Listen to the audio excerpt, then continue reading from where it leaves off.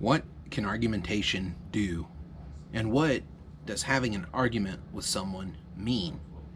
In the first reading for this section, we look at Douglas Ehninger's essay, which is called Argument as Method, Its Nature, Its Limitations, and Its Uses. And it was written in 1970 in the journal Speech Monographs. He suggests that the answer to this question is that argumentation goes well beyond anything that you've probably mentioned or thought about in answer to those questions. How did you answer those questions? What do you think the point of argumentation is? Is it to solve a problem? Is it to come to agreement or bring people to your side? Is it to correct the error of thinking of someone else's ways? All of these things come to mind when we think about argumentation. However, there's one big blind spot to these answers that Ehninger points out, and that is, who is it that you are speaking to? Who is that person who you're trying to correct or change their mind, or who is that group of people? In many ways, this essay is connected to last unit's readings about audience and the universal audience.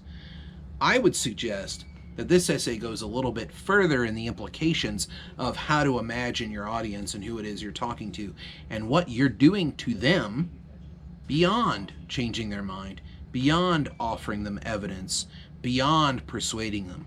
There's a lot going on here. The most important part of this essay is his argument that when you argue with someone, you are conferring upon them a basic standard of humanity. You are treating them, regardless of what you know them as or how you know them or who they are, as someone capable of human reason. So you're conferring a base level understanding of human rights on this person. That's the second part of the essay. Now, the first part of the essay, he talks about different models of thinking about what argumentation is like when you do it. Are you trying to tell someone that they're wrong? Are you trying to tell someone that they're stupid? Are you trying to tell someone that they can't think? Then you're probably doing argument the wrong way. Remember, argument is about reaching audiences and making sure that those audiences understand what we have to offer them. Then having them have sympathy for what we're trying to offer them. And then finally, convincing them persuasively to change their feeling, their attitude, their thoughts, or their actions about whatever it is that we're talking to them about. People forget this in this day and age, and that's why I think this Ehninger essay, the first section of it, is very important. What he's saying is that when you argue, you can't ever forget that there's another person there whose experiences, whether you like them or not, have to be considered legitimate.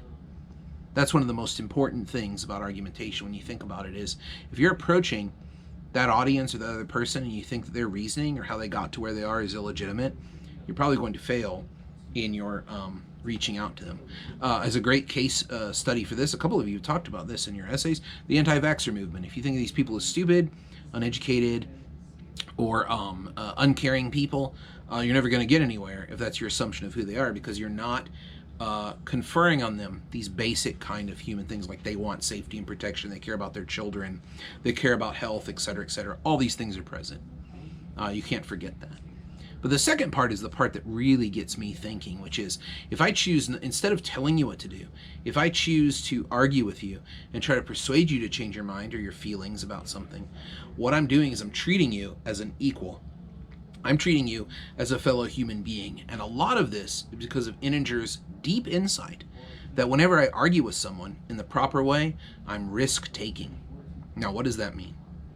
It means that if they present evidence that I find compelling, if they present information that I'm unaware of, or if they present reasons and feelings that I haven't thought about, then I have the obligation to change my mind about whatever it is that we're arguing about. It goes both ways. When I try to advocate and I try to say, look, you're wrong, change how you feel about this, change your actions, stop doing this, start doing this. If I do it in a way that's not condescending, and I don't treat them like an idiot, I don't treat them as ignorant of the facts, I'm conferring upon them the idea that they're equal to me and they could do the same thing to me. Risk-taking might sound kind of dangerous. You might have to change your mind, but risk-taking is essential for argumentation to work properly, and he goes into detail on that in the essay.